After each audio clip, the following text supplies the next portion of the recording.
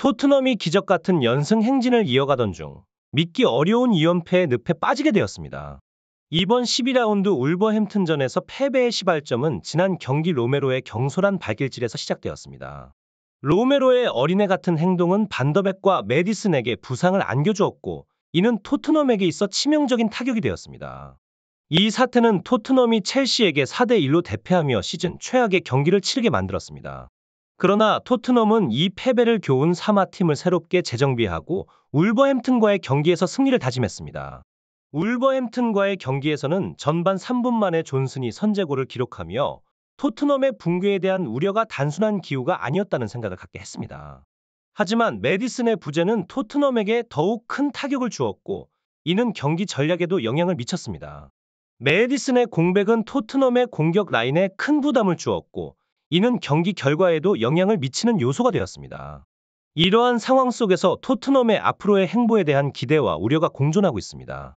메디슨의 부재로 인해 공격의 활력을 잃은 토트넘은 손흥민이 미드필더까지 내려와 볼을 받으며 공격을 이끌어야 했습니다.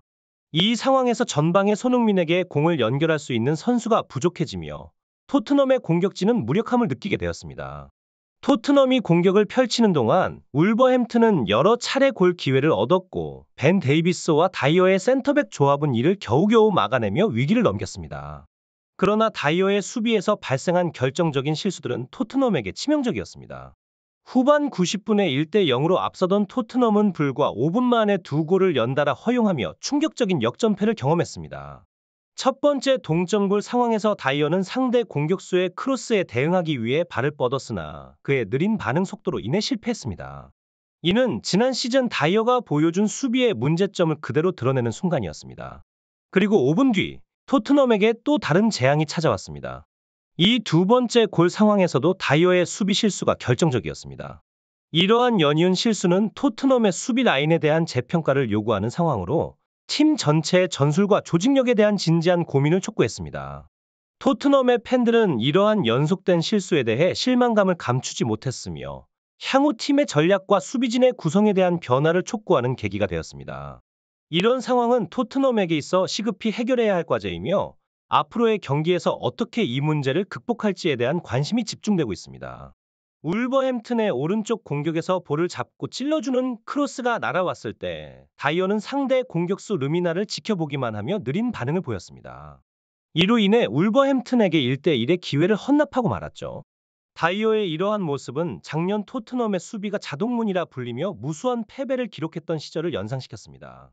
단 5분 만에 자신의 무가치를 증명해 보인 다이어는 그 장면을 본 포스테코글로 감독에게 아마도 이번 여름 프리시즌 바르셀로나와의 경기에서의 역전패 장면을 떠올리게 했을 겁니다. 그 경기에서도 울버햄튼의 역전골 장면과 비슷하게 바르셀로나의 공격진이 찔러준 볼이 다이어의 제재 없이 공격수에게 연결되었고, 다이어는 이를 멍하니 지켜보기만 하며 거의 산책을 하는 듯한 모습으로 골을 헌납했습니다. 이러한 아이러니한 상황 속에서 포스테코글루 감독은 이 경기 이후부터 다이어를 명단에서 제외하기로 결정했습니다. 다이어의 실력을 한눈에 파악한 포스테코글루 감독은 그를 다시는 기용하지 않겠다고 다짐했던 것입니다.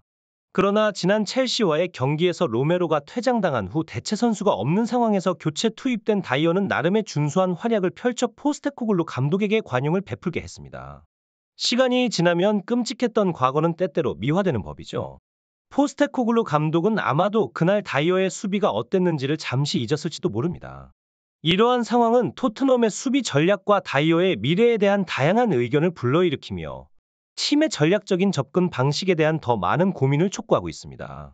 다이어를 선발 출전시킨 포스테코글루 감독은 거의 같은 시간대에 비슷한 루트로 두 골을 헌납하는 상황을 목격하며 그의 판단이 큰 실수였음을 깨달았습니다.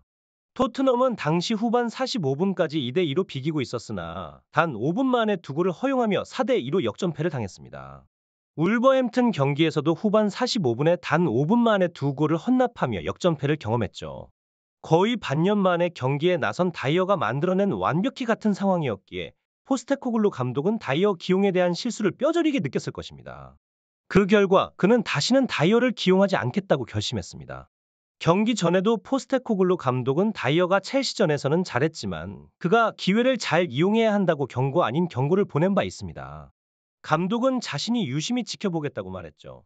하지만 이러한 경고에도 불구하고 다이어는 기대에 부응하지 못하는 수비를 보여주었고 포스테코글루 감독은 후회의 말을 하게 되었습니다.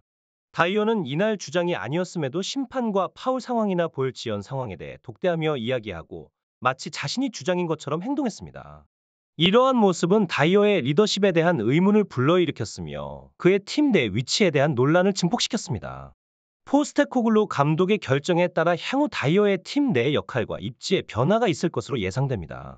손흥민이 필드에서 해야 할 역할을 다이어가 맡았음에도 불구하고 그의 경기에 대한 집중력 부족과 경기장 내에서의 정치적인 행동은 팀에 부정적인 영향을 미쳤습니다.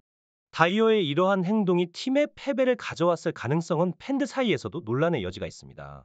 토트넘은 이 경기에서 아쉽게도 2골을 허용하며 패배하고 말았습니다. 이 패배의 여파는 크게 느껴졌으며 팀의 다음 경기들에 대한 걱정을 불러일으켰습니다.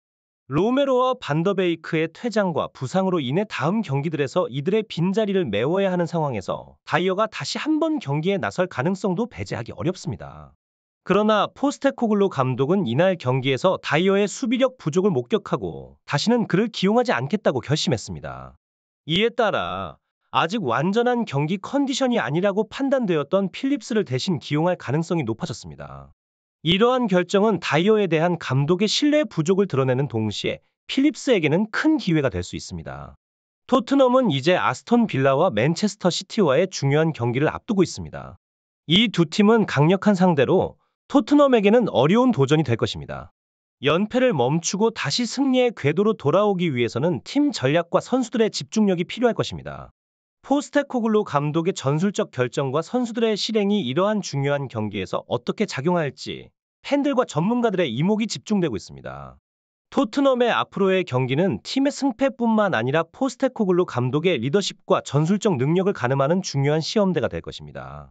토트넘 호스퍼의 현재 상황은 분명히 치열한 도전의 순간입니다. 팀의 분위기가 과거 어느 때보다도 긍정적이었음에도 불구하고 최근의 연패는 팀 내부에 큰 위기감을 조성하고 있죠. 특히 팀의 주장인 손흥민 선수의 어깨는 더욱 무거워지고 있습니다. 부진한 팀 성적은 언론의 집중 조명을 받으며 그 비난의 화살은 대개 주장이나 감독에게 향하게 마련입니다. 토트넘 팬들 사이에서도 우려의 목소리가 커지고 있습니다.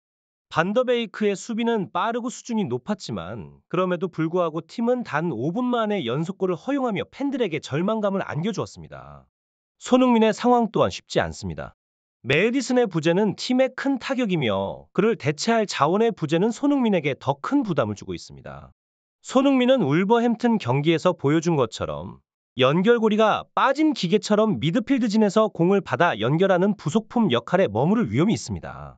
이런 상황 속에서 다이어의 복귀는 팀에 새로운 활력을 불어넣을 수 있는 기회이지만 그의 느린 몸놀림으로 인해 출전 가능성은 점점 희박해지고 있습니다. 이제 국가대표팀 소집 이후 재개될 리그 경기에서 토트넘은 어떤 모습을 보여줄지 관심이 집중되고 있습니다. 과연 그들은 기적적으로 부활하여 12월 3일 맨체스터 시티와의 중요한 경기에서 다시금 우승 레이스에 뛰어들 수 있을까요? 아니면 연패의 늪에 빠져 중위권으로 추락해 깊은 절망에 빠질까요? 이 모든 것을 지켜볼 필요가 있습니다. 오늘 준비한 소식은 여기까지입니다. 여러분의 관심과 성원에 감사드리며 다음 소식에서 만나요.